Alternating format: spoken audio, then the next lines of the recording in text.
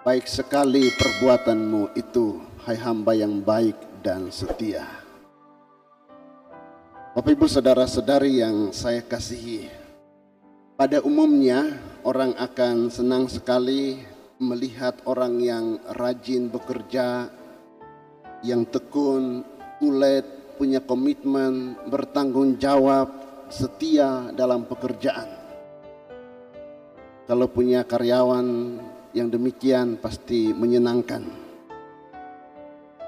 Tetapi juga kadang ada orang yang malas, diberi pekerjaan, diberi tugas, tidak menjalankannya dengan tanggung jawab. Dan terhadap orang yang demikian biasanya tidak disenangi dan sulit untuk diberi kepercayaan lagi. Di saat situasi ekonomi yang sulit ini, terutama di Bali yang mengandalkan para wisata, kita melihat ada begitu banyak orang yang kreatif untuk mendapatkan uang. Maka apa saja itu bisa didagangkan. Dan itu orang yang rajin, orang yang kreatif. Tapi yang malas, ya pokoknya pasrah sudah. Ya situasi begini mau apa lagi. Dan diharapkan orang itu memang kreatif, punya inisiatif, punya inovatif untuk bagaimana memaknai situasi yang dialami ini supaya bisa tetap hidup, bisa tetap mendapatkan uang untuk kebutuhan ekonomi rumah tangga. Injil hari ini mengumpamakan kerajaan Allah dengan seorang tuan yang mau bepergian ke luar negeri dan mempercayakan hartanya kepada hamba-hambanya untuk dikembangkan. Hamba-hamba itu ada yang rajin, tekun, bertanggung jawab, setia, dan berhasil mengembangkan atau membungakan uang tuannya. Tetapi juga ada hamba yang malas, tidak bertanggung jawab, yang menyembunyikan uang tuannya. Kepada hamba-hamba yang rajin, setia, dan berhasil mengembangkan uang tuannya, mereka dipuji, diapresiasi oleh tuannya. Kata-kata yang diucapkan, baik sekali perbuatanmu itu, hai hamba yang baik dan setia. Sedangkan kepada yang malas dikatakan, hai engkau hamba yang jahat dan malas. Lalu diperintahkan, buanglah hamba yang malas ini, yang tidak berguna ini, ke dalam kegelapan yang paling gelap. Bapak Ibu saudara-saudari yang terkasih, perumpamaan yang disampaikan Tuhan Yesus ini menantang kita untuk memiliki keberanian dan keuletan seorang pedagang. Kalau mereka yang berdagang itu memang dibutuhkan sebuah keuletan. Dan kita ditantang untuk memiliki sikap seorang pedagang yang ulet dalam berdagang. Kita harus memiliki jiwa pedagang. Pedagang yang malas atau hamba yang malas dan menyembunyikan hartanya dalam tanah sama sekali tidak berguna dan tidak bertanggung jawab. Harta harus ditumbuh kembangkan agar bisa berkembang. Dan kalau kita tafsirkan secara harafiah, memang orang harus mengembangkan ekonominya. Uang itu harus terus dikembangkan. Dan bagaimana kreatif memiliki jiwa seorang pedagang yang berdagang dengan ulet supaya bisa hidup. Dan kalau sudah diberkati oleh Tuhan, biasanya mereka itu berbagi rezeki dengan orang lain. Dan memang hidup itu tidak boleh malas. Harus memiliki jiwa seorang pedagang yang berjuang. Kalau kita merenungkan perumpamaan ini dalam kaitan dengan iman, harta atau talenta itu adalah iman. Harta atau talenta yang diberikan Tuhan untuk diperdagangkan atau dikembangkan itu dapat dibandingkan dengan iman.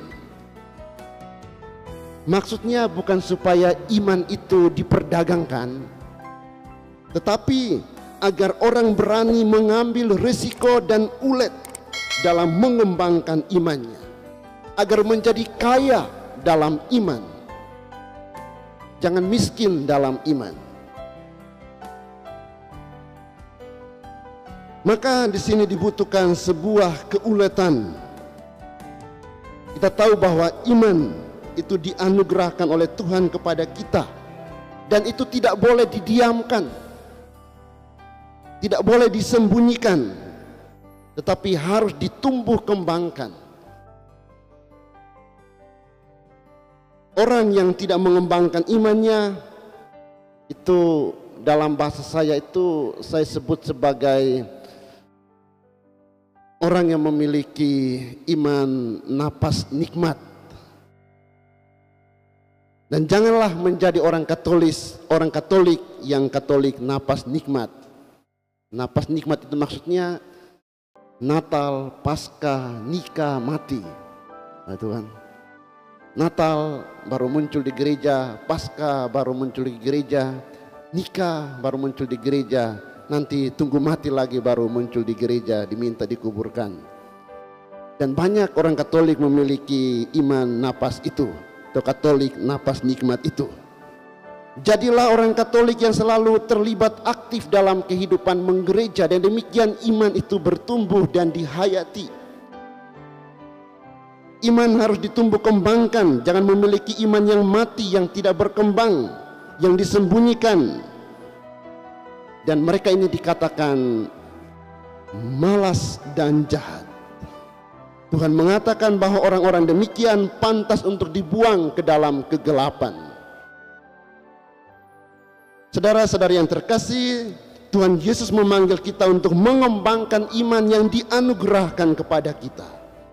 Iman itu adalah suatu talenta besar yang dianugerahkan Allah kepada kita. Karena itu janganlah disia-siakan iman itu. Iman akan Kristus dalam gereja Katolik itu harus dibanggakan. Dan itu membuat kita tidak menyia-nyiakan iman kita itu. Karena kita adalah orang-orang yang dikaruniai oleh Tuhan. Iman akan Kristus dalam gereja Katolik yang satu kudus, Katolik dan Apostolik, gereja induk.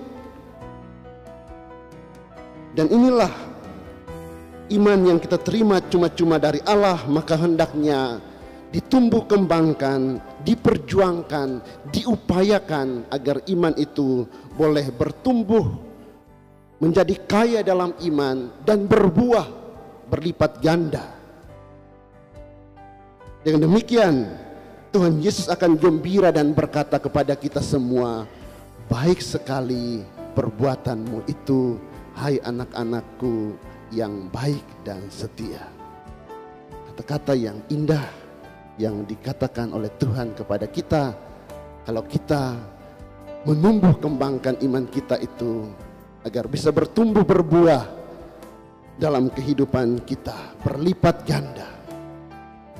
Marilah dan masuklah dalam kebahagiaanku. Kata-kata yang indah, undangan yang indah yang diberikan oleh Tuhan kepada mereka yang setia dalam mengembangkan talenta iman yang Tuhan anugerahkan. Tapi Ibu saudara-saudari terkasih, marilah semoga dengan firman Tuhan ini kita semua memiliki jiwa keuletan seorang pedagang untuk menumbuh kembangkan iman kita itu. Iman kita tidak boleh disia-siakan, tidak boleh didiamkan, tetapi harus iman yang tumbuh menjadi besar, menjadi kaya dalam iman. Dan demikian kita akan dikaruniai rahmat yang luar biasa dari Tuhan. Baik sekali perbuatanmu itu, hai hambaku yang baik dan setia, masuklah dalam kebahagiaanku. Semoga kita senantiasa dibantu oleh rahmat Roh Kudus, dibantu oleh Tuhan Yesus, agar kita senantiasa bertumbuh dalam iman akan Kristus. Amin.